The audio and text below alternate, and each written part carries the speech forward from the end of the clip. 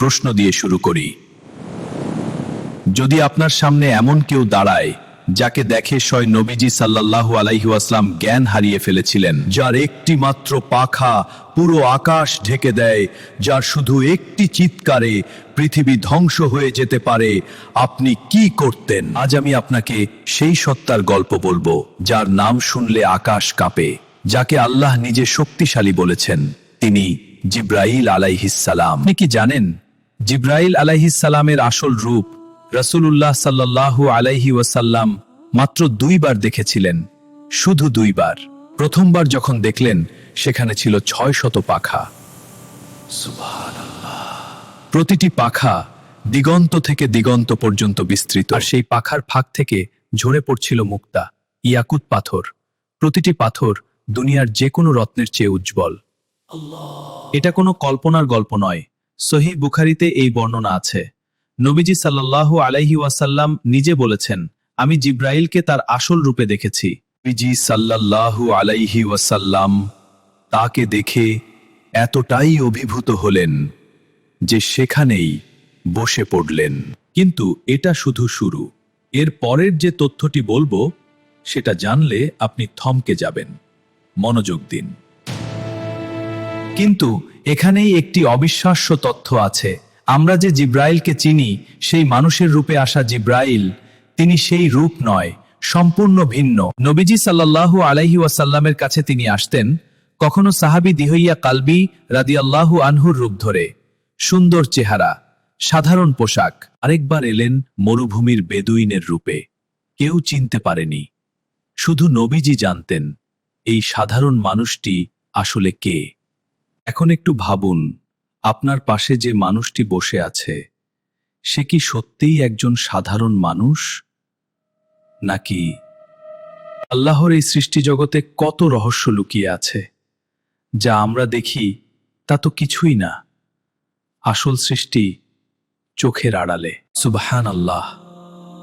এবার আমি এমন একটি ঘটনা বলবো যেটা শুনলে আপনার চোখ ভিজে যাবে। প্রস্তুত তো? ওহি বন্ধ হয়ে গেল একবার, দীর্ঘ সময়ের জন্য। জিব্রাইল আলাইহিস সালাম আর আসছেন না। নবীজি সাল্লাল্লাহু আলাইহি ওয়াসাল্লাম অপেক্ষা করছেন। দিন যাচ্ছে, সপ্তাহ যাচ্ছে, জিব্রাইল আলাইহিস সালাম নেই। মক্কার মুশরিকরা বলতে লাগলো, দেখো, তোমার রব তোমাকে ছেড়ে দিয়েছেন, তোমাকে ভুলে গেছেন। কিন্তু সেই নবী দাঁড়িয়ে রইলেন। মিরাজের রাত, নবীজি সাল্লাল্লাহু আলাইহি ওয়াসাল্লাম আর জিব্রাইল আলাইহিস সালাম একসাথে 7 আসমান পার হচ্ছেন, এবং নাজিল হলো ওয়াদ্দুহা ওয়াল্লাইলি ইযা সাজা ওয়াম্মাহা ওয়াদ্দাআকা রাব্বুকা ওয়ামা ক্বালাহা। তোমার রব তোমাকে ছেড়ে যাননি, তোমাকে ভুলেও যাননি। এই আয়াত শুনে নবীজি সাল্লাল্লাহু আলাইহি ওয়াসাল্লাম কাঁদলেন। এবার এমন একটি তথ্য বলবো যেটা হয়তো আপনি আগে কখনো শোনেননি। এটা জানলে আপনি থমকে যাবেন। জিব্রাইল আলাইহিস সালাম গেলেন, কিন্তু তিনি কোনো আগুন আনেননি, কোনো বনিয়া আনেননি, কোনো ঝড় আনেননি। তিনি তার একটি পাখার ডগা দিয়ে সেই পুরো শহরটি মাটি থেকে তুলে নিলেন। আস্ত একটি শহর, লক্ষ লক্ষ মানুষ সহ এতটাই উপরে নিয়ে গেলেন যে আসমানের ফেরেশতারা সেই শহরের ডাক শুনতে পেল। তারপর উল্টে দিলেন। এটাই জিব্রাইল আলাইহিস সালামের শক্তির একটি ছোট্ট নমুনা। এই শক্তি দিয়েছেন আল্লাহ। আল্লাহু আকবার। কিন্তু একটা প্রশ্ন আছে, এত শক্তিশালী জিব্রাইল আলাইহিস সালাম একটা জায়গায় গিয়ে সম্পূর্ণ থেমে গেলেন। কোথায়? মিরাজের রাত, নবীজি সাল্লাল্লাহু আলাইহি ওয়াসাল্লাম আর জিব্রাইল আলাইহিস সালাম একসাথে 7 আসমান পার হচ্ছেন। তারপর পৌঁছালেন সিদরাতুল মুনতাহায়। জিব্রাইল আলাইহিস সালাম হঠাৎ থামলেন।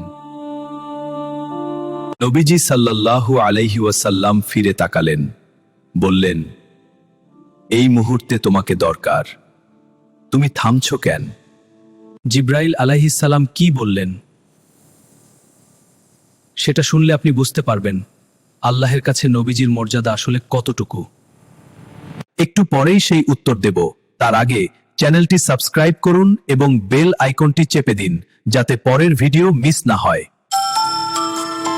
জিব্রাইল আলাইহিস সালাম নবীজিকে বললেন, ইয়া রাসূল আল্লাহ, এই সীমার বাইরে যাওয়ার অনুমতি আমার নেই। যদি আমি এক চুল পরিমাণও এই সীমা অতিক্রম করি, আমার পাখা জ্বলে যাবে, আমি পুড়ে ছাই হয়ে যাব। তারপর নবীজি সাল্লাল্লাহু আলাইহি ওয়াসাল্লাম একা এগিয়ে গেলেন সেই জায়গায় যেখানে কোনো ফেরেশতা যেতে পারে না। এখানে শুধু আল্লাহ আর তার প্রিয় হাবিব। এই মুহূর্তটা একবার ভাবুন, 600 পাখার জিব্রাইল আলাইহিস সালাম সেখানে দাঁড়িয়ে আছেন সীমায়, আর এগোতে পারছেন না। আর মুহাম্মদ সাল্লাল্লাহু আলাইহি ওয়াসাল্লাম এগিয়ে যাচ্ছেন একা আল্লাহের দিকে। এটাই তার মর্যাদা। এই হলো আমাদের নবীর মর্যাদা। আল্লাহুম্মা সাল্লি আলা মুহাম্মদ ওয়া আলা আলি মুহাম্মদ ওয়া আলা আলিহি ওয়া সাহবিহি ওয়া সাল্লাম। সুবহানাল্লাহ। কিন্তু আরেকটি ঘটনা আছে যেটা না বললেই নয়, একটি বিদায়ের গল্প যেটা শুনলে বুকটা ভেঙে যাবে। নবীজি সাল্লাল্লাহু আলাইহি ওয়াসাল্লামের ইন্তেকালের সময় এলো। জিব্রাইল আলাইহিস সালাম এলেন, কিন্তু এবার ওহী নিয়ে নয়। দরজায় দাঁড়িয়ে জিব্রাইল আলাইহিস সালাম বললেন, ইয়া রাসূল আল্লাহ। আজরাইল আলাইহিস সালাম দরজায়, তিনি অনুমতি চাইছেন।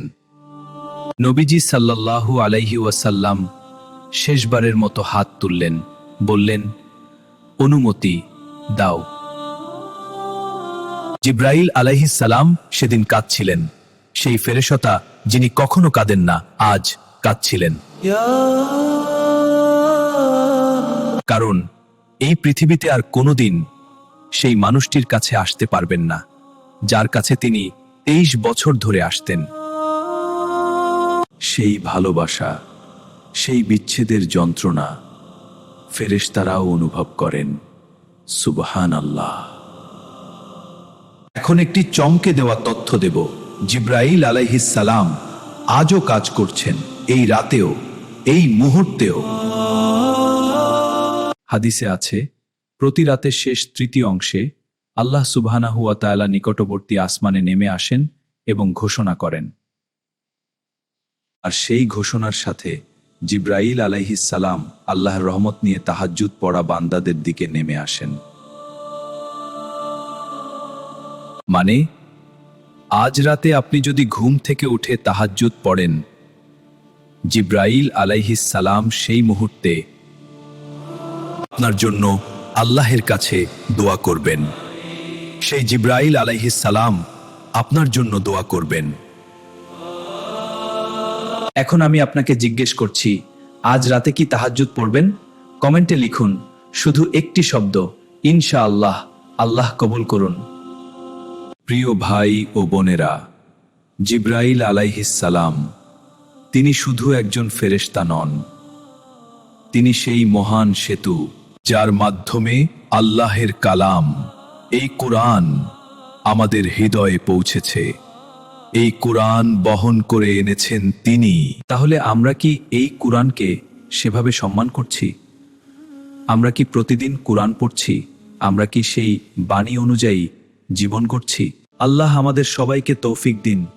জিব্রাইল আলাইহিস সালামের বহন করা কুরআনের আলোয় আমাদের জীবন আলোকিত হোক। আমিন। ভিডিওটি ভালো লাগলে লাইক করুন, চ্যানেলটি সাবস্ক্রাইব করুন এবং শেয়ার করুন যাতে আরেকজন মুসলিম ভাই বা বোন এই গল্প থেকে উপকৃত হতে পারে।